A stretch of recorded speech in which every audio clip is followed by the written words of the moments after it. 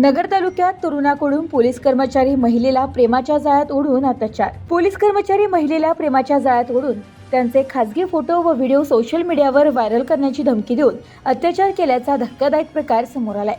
या प्रकरणी तोफखाना पोलीस ठाण्यात तरुणाविरुद्ध अत्याचाराचा गुन्हा दाखल करण्यात आला असून तो तपासासाठी अहिल्यानगर तालुका पोलिसांकडे वर्ग करण्यात आलाय. रणजित मुकिंदा चव्हाण असे गुन्हा दाखल झालेल्या तरुणाचे नाव आहे. पीडिताने रविवारी सायंकाळी फिर्याद दिली आहे. घटना 2019 पासून 26 फेब्रुवारी 2026 पर्यंत अहिल्यानगर 2 रस्त्यावरील बाबुर्डी बेट शिवारातील हॉटेलमध्ये घडली आहे. रणजित चव्हाण याने फिर्यादीचा विश्वास संपादन केला. त्यांना लग्नाचे आमिष दाखविले.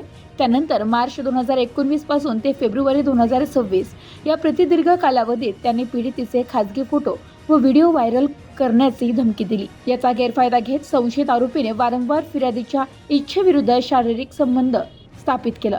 अखेर पीडिताने रविवारी तोफखाना पोलीस ठाण्यात गाठून घडलेला प्रकार सांगितला. पोलिसांनी गुन्हा दाखल करून घेतला.